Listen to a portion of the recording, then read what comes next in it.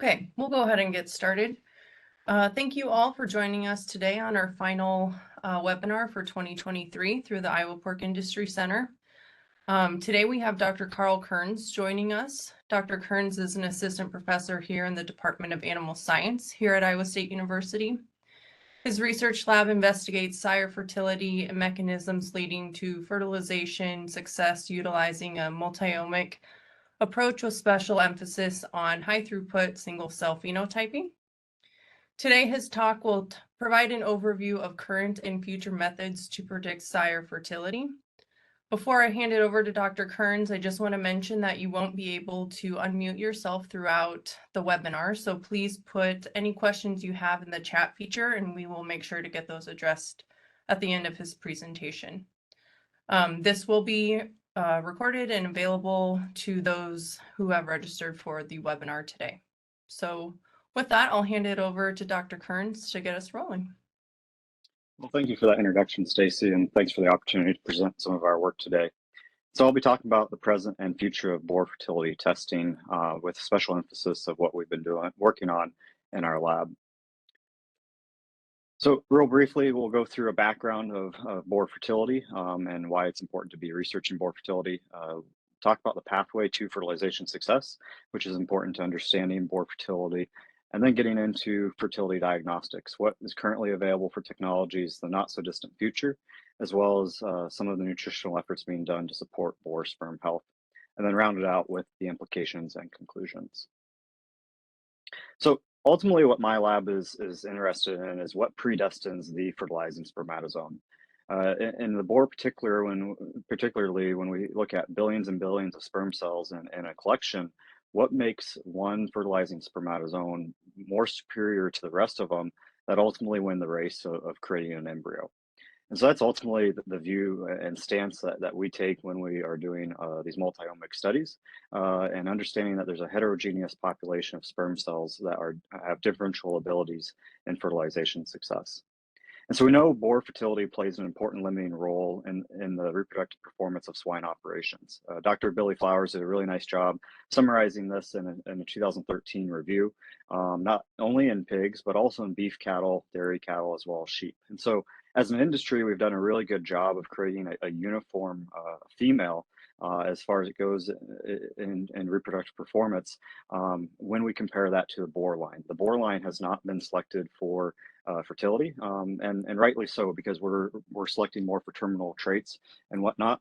And so what this means is that we have the ability to, or the opportunity to pick boars with higher fertility and start increasing the reproductive performance of the herd when we have the ability to select those more superior boars as far as goes for repro. And this is in both regards to pregnancy rates, but also in regards to number born alive. And we see the same thing, like I mentioned, on pregnancy rates in cattle as well as sheep. And so more recently, the Mashoffs have published some of their fertility data showing when they stress the fertility of a boar and limit the number of sperm cells, they can see that approximately 25% of boars have less than 80% conception rates. And so looking kind of like a follow-up to the data that Dr. Billy Flowers published in 2013, we know that the boar still plays an important limiting role in the reproductive performance of swine operations. And importantly, this was after standard motility and morphology metrics were met. And so well above 80% motility and morphology. And so all of these sperm cells look like they met the standard qualifications to go into the sow herd. And so just because they had good motility, just because they had good morphology, didn't necessarily mean that they had good conception rates. And we'll talk about that a little bit more going forward here. But it's also same thing we're seeing still to this day on total number born piglets per sire. And so we have both wide range in conception rates as well as total number born of what's happening in the field. And these studies were used doing a fixed time or artificial insemination. And so there's one insemination dose. And so that's one important thing to say with that. We can cover up some of this by doing our traditional AI with 2 to 3 doses of semen throughout the heat stress or heat cycle there. But in the end, we do know there's variability in boar fertility. And so, as I alluded to, motility is a prerequisite, but not necessarily an indicator of fertility. And oftentimes we compare this to showing up to a workplace, and if you sit in the parking lot and watch your coworkers arrive to work, take remote work out of the instance. If you sit in the parking lot, watch your coworkers walk to work, and that small snippet of time, how fast they walk, how straight they walk, or how slow or curvilinear they walk, and say that's going to correspond to how much work they get done during the day. That's not important to humans, and it's definitely not important to sperm cells and their ability for fertilization success. And so, if we think about the pathway to fertilization success, one of the first points that we want the sperm cells to reach ultimately is the oviductal sperm reservoir. And so, Dr. David Miller's done a lot of good work in this area, identifying the glycans that these sperm cells bind to in the oviduct, and then how they are released from these glycans in response to the chemoattractant progesterone. And so after they populate the oviductal sperm reservoir and upon ovulation, hopefully we have sperm being released from the oviductal sperm reservoir, then we want the sperm cells to go through sperm capacitation. And so sperm capacitation is a series of biochemical events.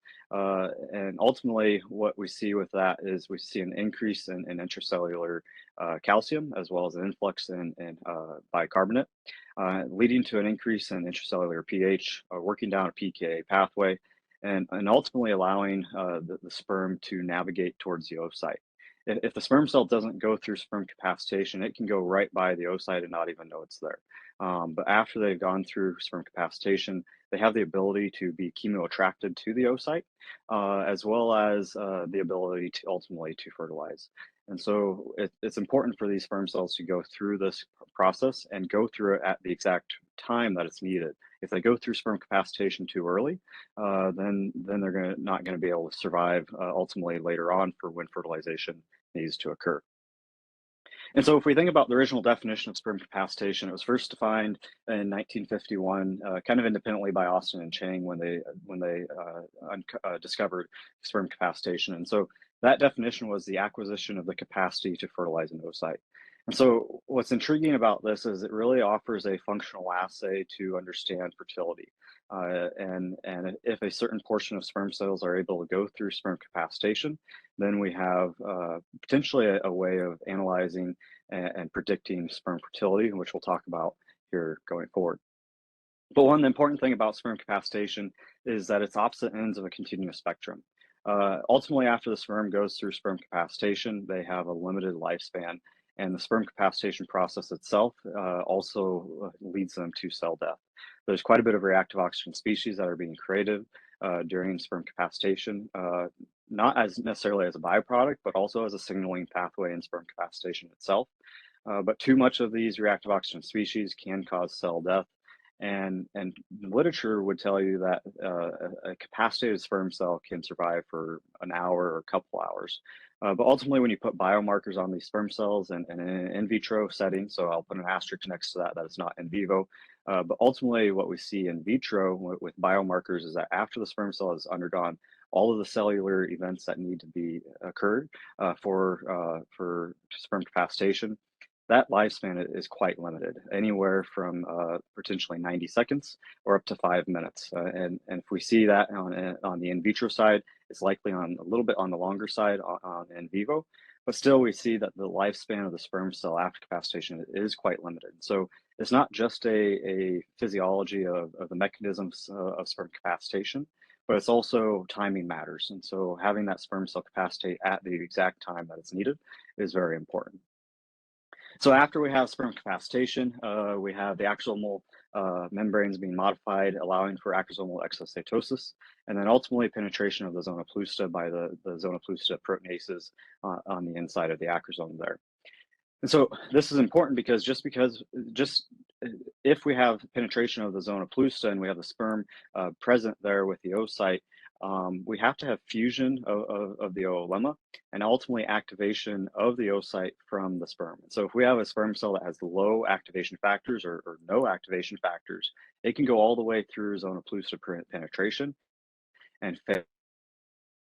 And so the main thing here to show is that just because they're able to make it through the outside of that oocyte, they still have to be able to activate the oocyte until let's proceed forward with embryogenesis. So when we talk about sperm fertility, there's been two main prevailing dogmas throughout the centuries. Ever since the first spermatozoa was discovered underneath the microscope, led to these dogmas. And so one dogma camp says that every live, normal-looking sperm is likely fertile. And so that's depicted here with the green sperm cells in dogma number one. And then that those that are dead or have gross morphology defects are the infertile ones. But dogma number two says that there's possibly a subpopulation of sperm cells that are ultimately capable of fertilizing the oocyte, and that there's a population of sperm cells that look normal, but when you put biomarkers on, we'll talk about in a little bit, potentially have defects that don't allow them to fertilize the oocyte. But then also you have those that are dead and grossly abnormal from a morphological perspective, and those likewise are infertile. And so when we think about these two dogmas, it's important to think about how do we analyze these two different dogmas. And so currently in the industry, we're kind of stuck at dogma number one, not because we don't believe dogma number two exists, but because of what it takes to get across the diagnostic threshold to get into dogma two. And so dogma number one utilizes our motility and morphology, which we commonly do every day in the bore stud. But to get to dogma number two, what it really requires is being able to look at biomarkers. And in order to do this, it takes quite a bit of time. So most of these assays from start to finish take anywhere from 2 to 8 hours. And if we think about the bore ejaculate coming in the window of the bore stud, we don't have 2 to 8 hours to spare. We want that semen in the dose and within an hour of coming in the window. And so we just don't have that time. Also, the other thing part of this is that looking at biomarker sperm health is expensive, not only from the time perspective that we talked about, but also from the equipment involved in it and the per sample costs. Using flow cytometry or an epifluorescent microscope costs anywhere from $50,000 to $500,000. $50,000 to $500,000, and that's just not realistic in the production environment. So I've talked about some of these biomarkers, and this is an example of those biomarkers. And so if we think about conventional semen analysis, there on the left, we see sperm cells, and for the most part, those sperm cells look like they're perfectly normal. But off to the right, we have two different biomarkers being labeled with them. We have ubiquitin labeling in red, as well as LCA lectin in green. And so right away, we see that this sperm cell off to the right actually has a bent tail. And so if we would have taken a little bit more time and looked at the underneath the microscope, we would have seen that. But it's a little hard for that to pop out, yet it is obvious with the morphologies. On the other hand, the ubiquitin side is starting to tag quite a bit more cells here, and what we're seeing is that these sperm cells have been tagged by the animal by the biological processes to be recycled, and so these sperm cells likely are not deemed to be fertilization competent, and so the body has tagged these cells for recycling throughout the biological processes. And so biomarkers help us get a better threshold of the cellular health of the sperm cell. And there's quite a bit of number of biomarkers that we can use that give us an understanding of cellular health as well as fertilization potential.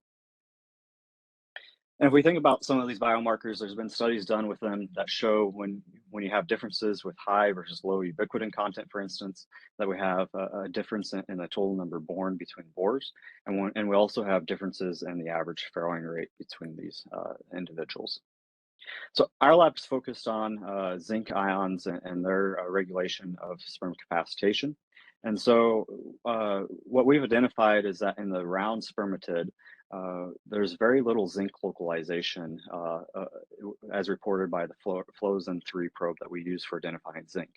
And as that becomes a fully differentiated spermatozoon, we start to see a little bit of localization by light intensity in the green channel here, with zinc being localized to the sperm head and the midpiece. And then as the sperm cell goes through maturation in the epididymis, we see a little bit more zinc localization, but it's not until ejaculation that we actually see four distinct populations. And those distinct populations are what we call zinc signatures. So zinc signature 1 has zinc localized to the entire sperm head and sperm tail, including the principal piece. It's a little hard to see here, but it is a live sperm cell, and so imaging that, it doesn't necessarily perfectly line up. And then because it's live, the camera can't detect the last portion here. But when you look underneath the microscope, you can indeed see that. Signature 2, we have a little bit less zinc localization across the sperm head and the mid piece, and no localization across the principal piece. Signature 3, we have zinc localization only to the mid piece region where the mitochondria are present. And finally, zinc signature 4 has no zinc localization at all. And so what we saw in 72-hour incubated sperm cells is that all four zinc localization patterns were present. And automatically we asked the question, is this a fertility biomarker perhaps? And more specifically, is it sperm capacitation? And then we'll talk about that a little bit more going forward. And so if we think about currently available technologies, there's a number of technologies that are currently used and can be used within the field. And so if we think of some of the common aspects that are used, we have the computer-assisted semen analysis systems, or CASA. Flow cytometry is not used near as much. It's more from a quality control perspective when you send it off to a third-party diagnostic lab. And then image-based flow cytometry, as well as pipetting robots, which we'll talk about in more detail. So the computer-assisted semen analysis system at heart is a phase contrast microscope attached to a computer system that ultimately allows for tracking motility, and oftentimes they have morphology built into these systems as well. And so this is just an example of some of the data metrics and outputs that a CASA will give you. It'll give you your progressive fast motility, your slow motility, and everything in between, how straight the sperm cell is moving, and so forth. One of the cool developments in this space has been the eFlow system. And so the eFlow system is a microfluidic system attached to the CASA that allows you to quickly and objectively look at samples. Takes about 30 seconds per sample. But what's really important about this is when you have a traditional CASA and you're looking at a chambered slide, you can really skew the results of the motility analysis by what portion of the chamber slide you're looking at. And so what's important with the eFlow system is you have a system that's looking directly in the center of the chamber, and it's automated in a way that you have no user ability to confound the results. And so that's what's really important about the eFlow system, and you're able to get consistent results with that. And it's a reusable counting chamber, and so it's quite a bit more cost effective than the expensive CASA chambers. Some of the other things that's came out recently are portable solutions, and particularly with the androscope. And so you can see here the androscope, that little blue box there in the middle, almost is the size of something that you can fit in the back pocket of your jeans. It's very portable, and it connects to a tablet or laptop. And this isn't necessarily meant for a bore stud with 300 bores. It's more attributed towards smaller bore studs, or for testing of cryopreserved semen in the sow barns and whatnot. But it is really nice to see that we have portable solutions coming out that allow perhaps the customers that can't get into the traditional CASA can get into one of these portable solutions. On the flow cytometry side, what is flow cytometry? So flow cytometry is where we utilize some of the biomarkers that we discussed, label those biomarkers, and then have the sperm cells in a solution as opposed to on a microscope slide, and then run the cells, thousands of cells per second, through the flow cytometry system. And that allows us to get high resolution of many data points and looking at thousands of sperm cells in a short amount of time. And so decades ago, these flow cytometers took up quite a bit of space, and you quite literally needed an engineering degree to run them. But today there's been large advancements made in these technologies, allowing them to be small flow cytometers that can be on the benchtop, and you don't necessarily need an engineering degree to handle it all. It allows andrologists and biologists to easily operate them in a quick and effective manner. And so image-based flow cytometry takes the advantages of flow cytometry and really almost makes it a high throughput microscope in all regards. It takes the microfluidic system of the flow cytometer, running cells, thousands of cells per second through a detector system. And instead of having a detector that simply looks at the intensity of light, how much light is being emitted from the biomarkers on the cells of your interest, instead it's putting a camera at the end of that light path and allowing for imaging of the sperm cells or any cell type that you're looking at even. And so oftentimes what you can do with this then is not only get an image of what the sperm cells look like, but also look at co-localization. And so co-localization of biomarkers can tell you if certain things are interacting together, if you have the correct modifications occurring throughout the entire sperm cell, as opposed to just certain parts of the sperm cell. And that's been very advantageous of what we've been able to do in the analysis pipelines that we'll talk about later on. So when we talk about image-based flow cytometry, one of the important things to talk about is how we clean up the data. And so we clean up the data to make sure that we're looking at sperm cells that are only in focus as opposed to out of focus. Then making sure we only look at single sperm cells per image or per event, as opposed to multiple sperm cells. And then making sure the sperm cells are anterior or posteriorly aligned to the camera sensor, as opposed to being laterally aligned at a 90-degree angle there. That really gives us a clean population and data set that we can then look at small changes. Importantly, with that, we also create a masking strategy that allows us to look at subcellular features of the sperm cell. And so this is an example of what we did on the zinc signature side of we made a biomarker that looks at the entire sperm cell, including the head and the tail. Then we subtracted the head region alone by using one of our biomarkers that stain the nucleus. And then that allows us to come up with a feature that looks at only the tail function. This is important so that we can have a segregation of our populations, so we ultimately can gate them across or count how many sperm cells are in those individual regions. And so ultimately what this allows us to do is have a really clean data set, as I alluded to. This shows here before and after.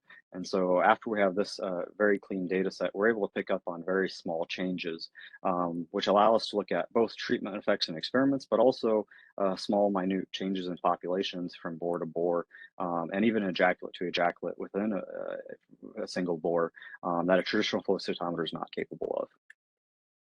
And so using the zinc signature kind of as an example of one of those biomarkers, but also as an example to show what image-based flow cytometry can do, what we did is we ran sperm cells through in vitro capacitation and with the image-based flow cytometry. And what we saw is that after sperm capacitation, those sperm cells progress through from a signature 1, where we have zinc across the entire sperm head and sperm tail, and progressing into a zinc signature 2 and 3, and then finally a signature 4. And so using a multiplexing approach allows us to look at multiple biomarkers at the same time. And so what you see here is the ability to look at both the zinc signature state, but also the acrosome integrity stance of that. Looking at the ability of that sperm cell to be modified through capacitation of the acrosome, and then ultimately if the sperm cell is able to go through acrosomal exocytosis. And so that's what we see here in a multiplexing approach. And this is simply the images of those different populations. What we see is that there's no acrosomal remodeling with zinc signatures 1 and 2. And then finally, we have early and late stages of acrosomal remodeling occurring in signatures 3 and 4. And finally, acrosomal exocytosis are those that are in a zinc signature 4 state. What's really cool about the sperm zinc signature is looking underneath the microscope, you can see the membranes literally remodeling. As zinc is being effluxed away, the zinc is being removed from the sperm cell, you have an inclusion of a dye that we call propydium iodide. And this helps us identify changes in the plasma membrane integrity. And so as we have zinc being effluxed away from the posterior portion of the sperm head, the back portion of the sperm head, we have the plasma membrane is being modified at the same time. And so if you don't have biomarkers on the sperm cell, you can also see this in the bright field underneath the microscope. And it's just really quite phenomenal. You literally see the membrane rolling over, and the first time you see it, it's really amazing to see. And so we've seen this both in boar and bull sperm cells, but the difference was we were looking at fresh boar sperm and it took about 2 seconds. So it's hard to actually image this in a time-lapse manner. And so the images that we see here are from frozen thawed bull sperm, and that it takes about 2 to 5 minutes for that to occur in frozen thawed bull sperm. Whether that's a species difference or more so, it's likely a difference between fresh versus frozen thawed bull sperm. It's likely that it's because of the treatments that occur in the frozen thawed system that it makes those sperm cells a little bit slower to react and remodel. And likely we'll see that on the same side if we looked at frozen boar sperm as well. So thinking about sperm release from the oviductal sperm reservoirs, working with Dr. David Miller and his lab, we were able to see we wanted to look at what is zinc localization in response to sperm cells that can bind to oviductal glycans and those that cannot bind to the oviductal glycans. But I also wanted to see if that zinc release is necessary for ultimately those sperm cells to be released from those glycans. And so we did a series of experiments to show that in the presence of high concentrations of zinc that we see in seminal plasma, about 2.5 millimolar, we saw that sperm were unable to react to the chemoattractant progesterone and be released to the oviductal glycans. And so in a traditional system without high concentrations of zinc, we would see that those sperm cells would be released from those glycans. But then as we reduce the concentrations of zinc, we saw the ability of the sperm cells to be released from the oviductal glycans more so and more so, finally getting to the concentration that we see in the oviduct. And so this is important because we're starting to understand that the sperm cells have to go through that change from a zinc signature 1 and 2 to 3 and 4 state. And when we include zinc in that media, we prevent that transition from occurring in this experiment data set. As an important control, we wanted to look at the other divalent cations and see if calcium would likewise prevent this. And what we saw was that this was a very specific to zinc as compared to calcium, and that when we had the same concentrations of calcium in the media, for the most part, we had sperm cells being released from the oviductal glycans. And so we further went on and imaged those sperm cells that were bound to the glycans. And what we saw is that sperm in a zinc signature 1 or 2 state were capable of binding the oviductal glycans, whereas those in a zinc signature 3 and 4 state were not able to bind to those glycans. And this is important because this is starting to tell us that in an ideal world, if we're trying to inseminate before ovulation, we're trying to populate that oviductal sperm reservoir when we do artificial insemination. Ultimately, we need those sperm cells in a state that promotes them to bind those glycans. And so we can start to understand that with the zinc signature assay by seeing what proportion of sperm cells are in a zinc signature 1 or 2 state, because those that are in a 3 and 4 state are not going to be able to bind that oviductal sperm reservoir. And so this work was done as a follow-up and inspiration out of zinc work that was being done by Teresa Woodruff's lab at Northwestern. And so what they saw is that shortly after fertilization, zinc is being emitted by the oocyte, and this is occurring in a manner that is opposite from the sperm entry. And so the zinc spark would occur from the opposite side going around the oocyte. And the amount of zinc being released by that oocyte directly corresponded to its ability to reach a day 7 blastocyst. And so we wanted to complete the biological story of what was occurring on the sperm side, because no one had ever looked at that. But also, if capacitation is defined solely as the capacity to fertilize, it would seem reasonable that the oocyte can decapacitate spermatozoa via zinc signaling pathway. And so this is an important distinction to talk about, because oftentimes we talk about polyspermy defense mechanisms in the oocyte. We can't have more than one sperm cell fertilizing the oocyte, otherwise we have polyspermy. Then we have too many chromosomes, which means ultimately we'll have the embryo won't be able to succeed in creating a fetus. And so this was a very intriguing question to ask, because we understood the fast and slow blocked polyspermy with sea urchins, but we didn't really fully understand it on the higher order mammal side. And so what we proposed was that that zinc spark that occurs shortly after fertilization, then we see an increase in zinc content of about 300% in the zona plusta. We proposed that this might be a zinc shield that prevents polyspermy from occurring. At the same time, others have shown that a capacitated sperm cell will actually go in the opposite direction and turn around in the presence of high zinc concentrations. And so traditionally those sperm cells would be attracted to progesterone, but when you include zinc in that progesterone gradient, this group showed that sperm cells would turn around and go the opposite direction. And we also showed that important zona plusta proteinases are inhibited by the presence of zinc ions. So again, with this understanding that that zinc spark and that zinc shield might prevent sperm cells from finally penetrating the zona plusta of the oocyte. And so this all comes together to show that we have a pretty good understanding of zinc regulating fertilization competency in the sperm cell, and that preferably we want those sperm cells in a zinc signature 1 or 2 state when we're doing artificial insemination, because those are the sperm cells ultimately that will be able to bind to the oviductal glycans and hang out and wait for those ovulated oocytes after artificial insemination. And then we understand that zinc ions can control multiple aspects of sperm fertilization competency, that the removal is needed in order to have fertilization competency. So we don't necessarily want zinc signature one and two sperm cells throughout the entire time. We need them to be able to maturate in that last capacitation process and achieve a zinc signature 3 and 4 state. And that zinc regulates many important aspects of this. And so this work came together to show that ultimately there's many subpopulations of spermatozoa. There's some populations of sperm cells that are capable of capacitating quickly, some that capacitate a little bit slower, and then ultimately sperm cells that cannot capacitate. And ultimately what we saw is that the populations of these sperm cells in each boar were very different. And so sometimes we would have inconsistent populations with from ejaculate to ejaculate. So one ejaculate might have a large portion of sperm cells able to undergo sperm capacitation, as defined by the zinc signature assay. Sometimes the next ejaculate would have high portions that were able to undergo sperm capacitation, and then other boars had either consistently high or consistently low. And so that's what we're investigating right now, and to understand what portion of sperm boars have consistency versus inconsistencies, and then high versus low consistencies with that. When we look at this, it kind of gives us the idea of that graph that Dr. Billy Flowers published in 2013, that there's high variability of fertility within individual boars from both the perspective of pregnancy rates as well as number born live.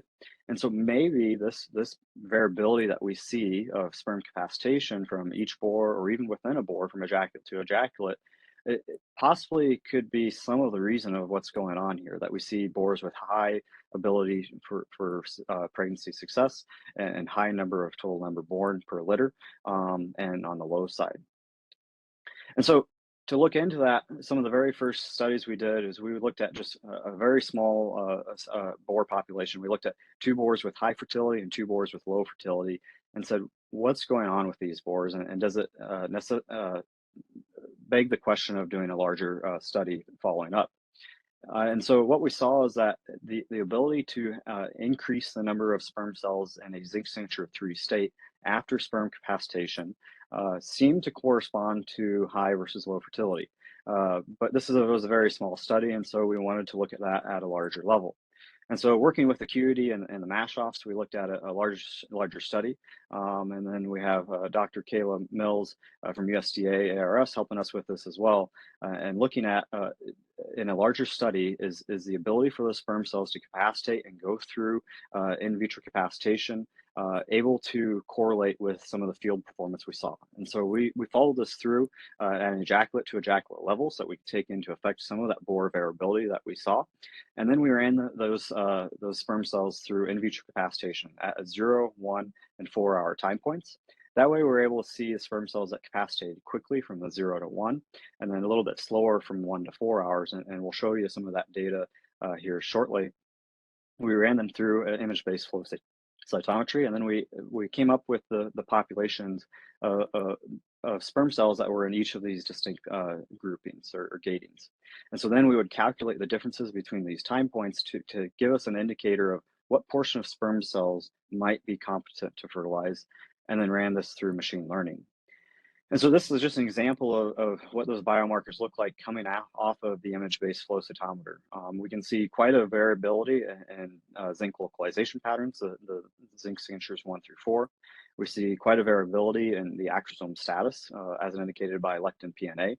And then we have a whole host of metrics that we can get on the nuclear shape, the sperm head shape, with Hertz 33342. We can look at plasma membrane integrity with propylium iodide, and then look at how light bounces off of the sperm cell at a 90 degrees with our side scatter, as well as look at the general morphology with the bright field channels there. And so kind of what we talked about a little earlier is we designed this in a way so that we can look at what portion of sperm cells are capable of going through in vitro capacitation, and ultimately identifying those with high versus low sperm capacitation ability. And so what we saw in some of the preliminary data out of that is that we have a varying amount of sperm cells that are capable of going through sperm capacitation. And so we see anywhere from very little ability to go through sperm capacitation all the way up to very high ability. But also what we see in yellow is the change in population, that change in sperm cells capable of going through capacitation from the 0 to 1 hour mark. And so we see some boars, ejaculates, that most of the sperm cells went through sperm capacitation in that first hour. And then in the next preceding 3 hours, they had very little increase in sperm cells. Then you have other boars, such as this boar here, that he had very little amount of sperm cells go through sperm capacitation in that first hour, and quite a bit more going through sperm capacitation in the 1 to 4 hour marks. And so ultimately, we're feeding that data through the pipeline and trying to understand, do these correspond to ultimate field fertility, and the ability to predict boar fertility going on in the future. And so this allows us to look at sperm cells and identify high capacitation ability, moderate capacitation ability, as well as low capacitation ability. And some of the very first data that we got out of this, when the data set wasn't quite complete yet, saw that we were able to get a almost an 80% accuracy in identifying low versus high fertility boars. And so this was done with a subset of that data, and we're working on finalizing that data with the final study number now. But compared to motility and morphology alone, when we looked at the CASA-defined traits, we only got about 53% accuracy in predicting high versus low fertility. And so really that means we're 3.8% better than the flip of a coin. And so it was quite encouraging to see this difference. And also it's encouraging to see that this isn't necessarily 100% accuracy. If it was 100% accuracy, it means that we probably are over predicting that one sperm capacitation isn't going to purely predict pregnancy rates and from the boar side, that we do have genomic factors that are present that likely are not showing up in sperm capacitation. And so getting closer to 100%, but not so close to 100%, is encouraging in some of these data points. One other thing to talk about in the future of fertility diagnostics as it relates to the boar is pipetting robots. And so before the pandemic, pipetting robots often started out about $65,000. And then as you built in different aspects to them, oftentimes you got it up to about $100,000 to $130,000. Right before the pandemic occurred, Opentrons came out with what they call their open source pipetting robot system. And so that's the particular robot here in front of us is the OT2 robot. So that robot started out at about $5,000, quite a bit cheaper than the $65,000, but still quite expensive. And then kind of like what we saw when we put humankind's on the moon, when we got cordless drills and whatnot available for the consumer, what we saw with the COVID pandemic is that these pipetting robots became more available for consumers such as ourselves in the boar industry.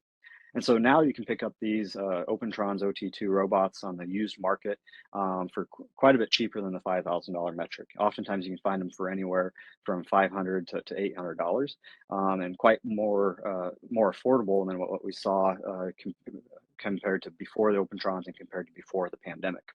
So why these are important is that it provides a uniform diagnostic approach so we can look at fertility diagnostics and know that when we get a bad biomarker number, that is indeed likely because that that boar collection had poor traits, and it wasn't because of pipetting error that could have occurred because of humans preparing the diagnostic test.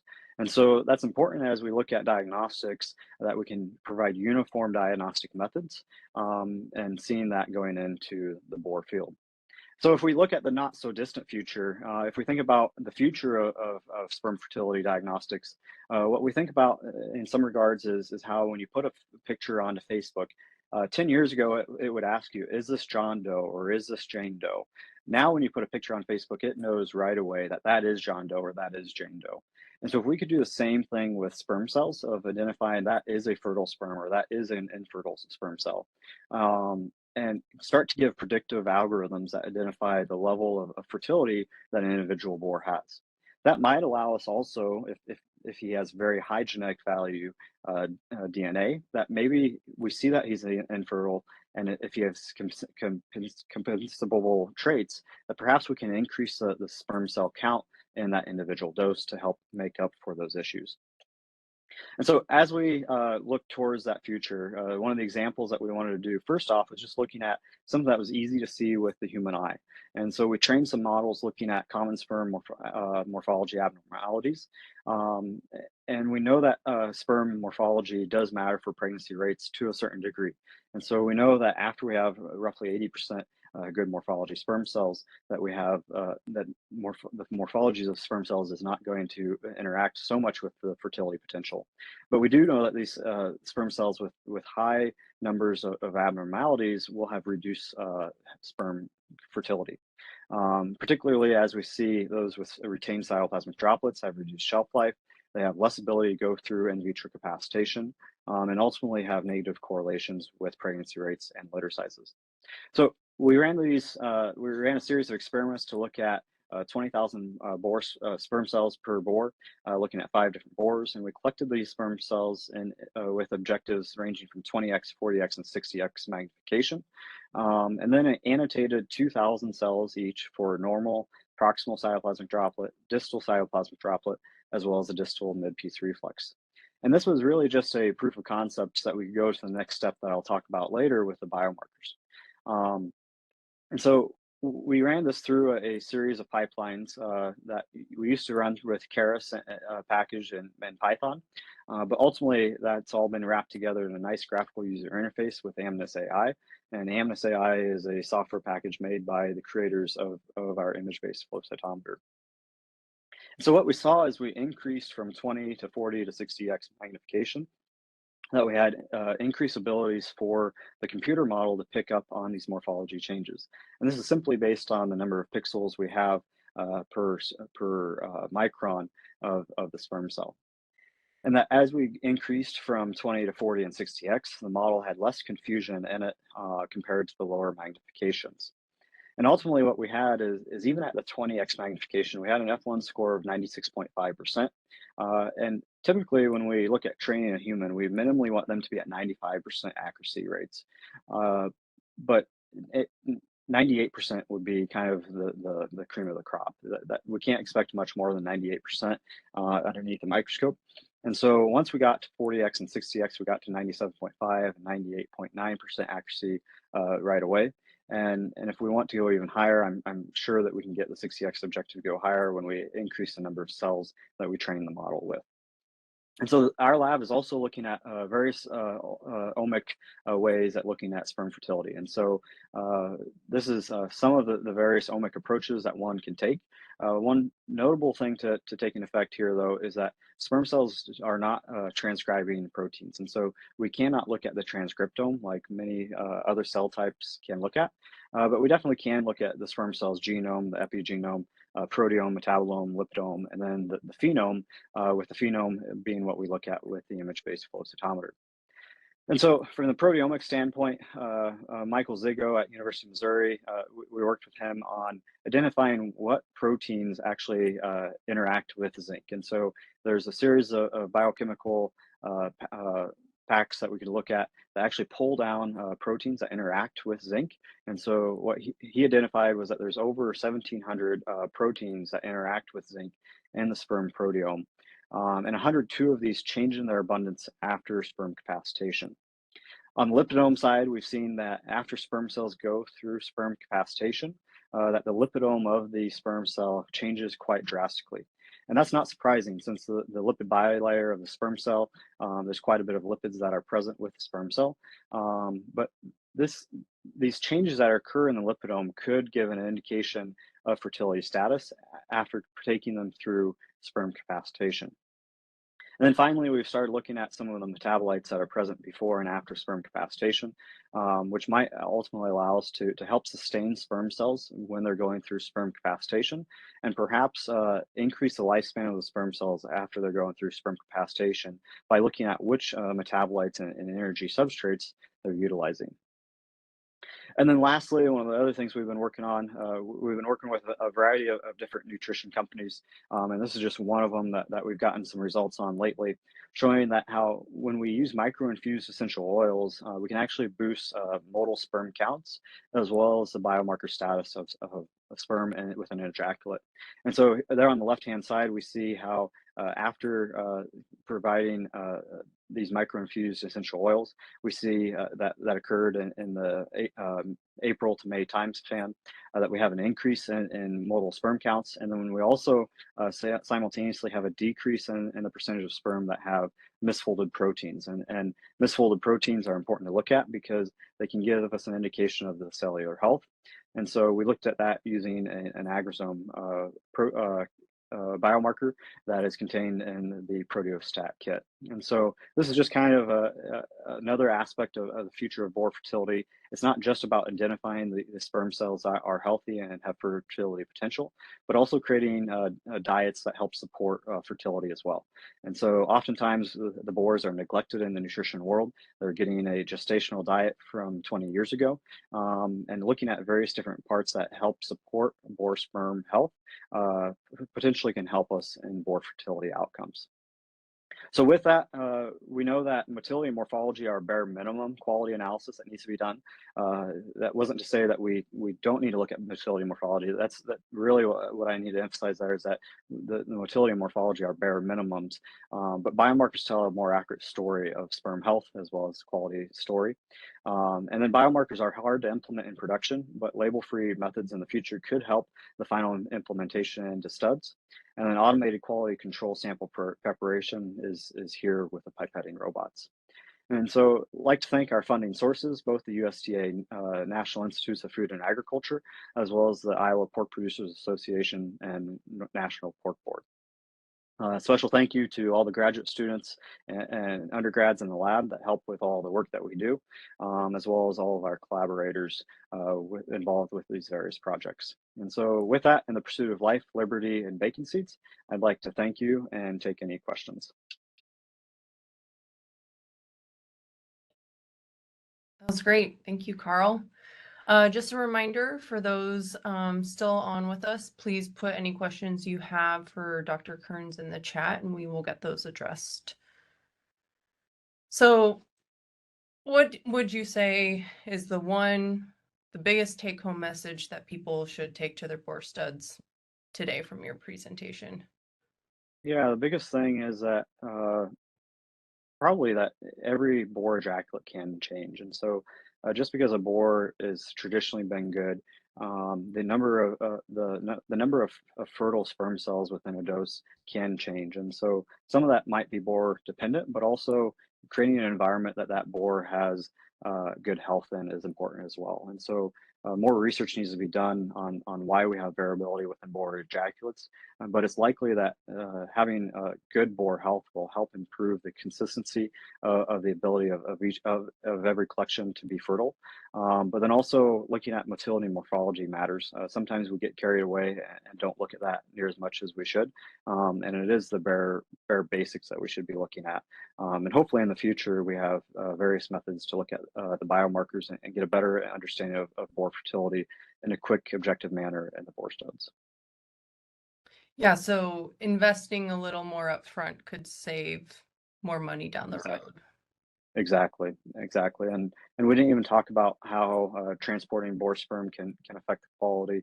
But there's quite a bit of work that can be done in that area too. We need to make sure we treat the sperm cells in the best optimal conditions from the boar stud to the sow farm, and then from the sow farm until final insemination. Exactly. Well, I am not seeing any questions. Oh, here we go. One from Steve. Have you looked into DNA integrity and to look at it from a non-label perspective? Yeah, so we haven't looked at that yet, but that is on our list of biomarkers we're wanting to look at on the biomarker label-free approach. And so we're quite interested in that. I suspect what we'll see is differences in the sperm head shape. And so we might have to train our model to look at specifically at sperm head and the shape of the sperm head as it relates to DNA integrity. But we haven't looked at it yet, but it is definitely on our short list to look at soon.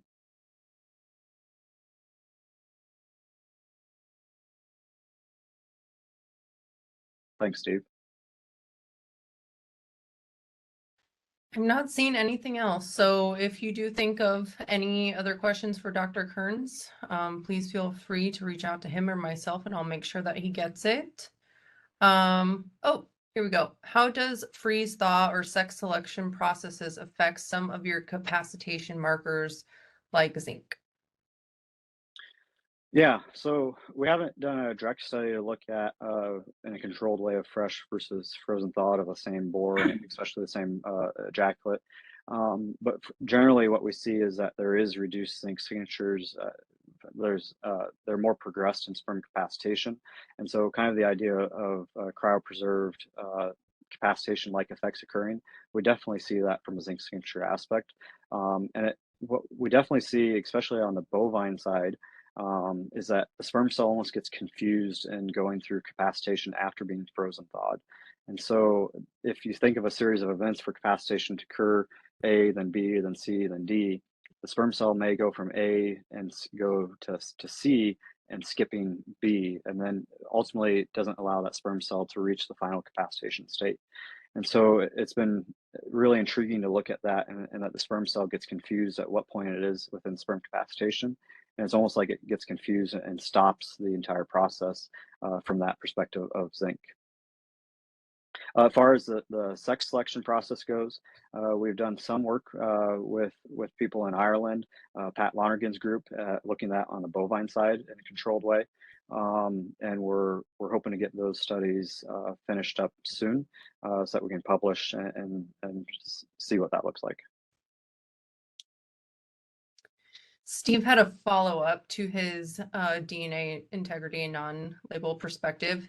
He asked if that would account for the other 20% of accuracy. Yeah, so that's what we're going to look into next as well. And so looking at if that'll account for the other 20% of accuracy. Uh, I imagine what Steve is going at there too is some of the cell count, perhaps. I'm not sure, but uh, creating mechanisms that can identify cell count a little bit better would be on the good, but I don't know if we'll be able to account for that necessarily, if that was the angle of your question. But we can follow up offline sometime, Steve. Sure. Okay, I'm not seeing anything else, so I just want to thank everyone again for joining us over the noon hour. If any other questions come up, please feel free to reach out to one of us. Otherwise, have a happy holidays and thank you, Dr. Kerns. Thank you. Merry Christmas. Happy New Year's, everyone.